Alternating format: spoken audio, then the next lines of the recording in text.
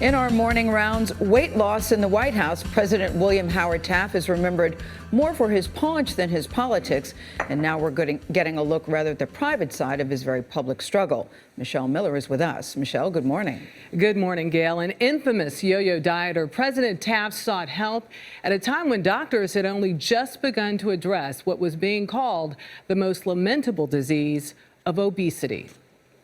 He is considered the most portly president in U.S. history. At his heaviest, William Howard Taft was 340 pounds. Providence College historian Deborah Levine says it weighed on his legacy. He's the only person to serve as president, secretary of war, and the chief justice of the Supreme Court. Most people don't know that, but they do know that he was rumored to have gotten stuck in his bathtub. He sounds like the poster boy for obesity. That's a good way of putting it.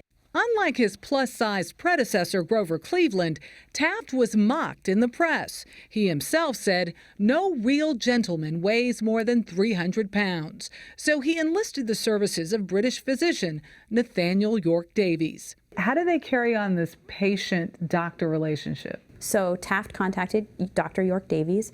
York Davies wrote back and said, yes, let me send you some foods to eat, some foods not to eat, and then we'll work to help you lose weight and maintain that weight loss.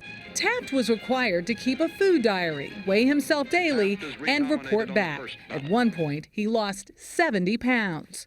But he gained some of it back. He gained a lot of it back. So you pointed out that Taft was one of the first, perhaps, celebrity dieters, perhaps also one of the first celebrity yo-yo dieters. So his weight went up and down over the course of his career. Many of the ups and downs were documented in letters between the president and his doctor. He says, "Dear Mr. Taft, I think I did a very good thing when I wrote you to see what you had been doing, as I find you are 19 pounds heavier than you were when we left off dieting."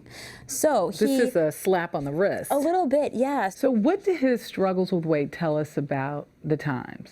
I think they tell us about the way the understanding of obesity was changing. At the beginning of the 20th century is where doctors are increasingly trying to offer their services to overweight patients. It's where questions of public image are happening. He was kind of a symbol for all of those changes. A symbol larger than life, President Taft may have been ahead of his time, but his struggle continued. He was 280 pounds when he died at the age of 73. Nora, Charlie, Gail.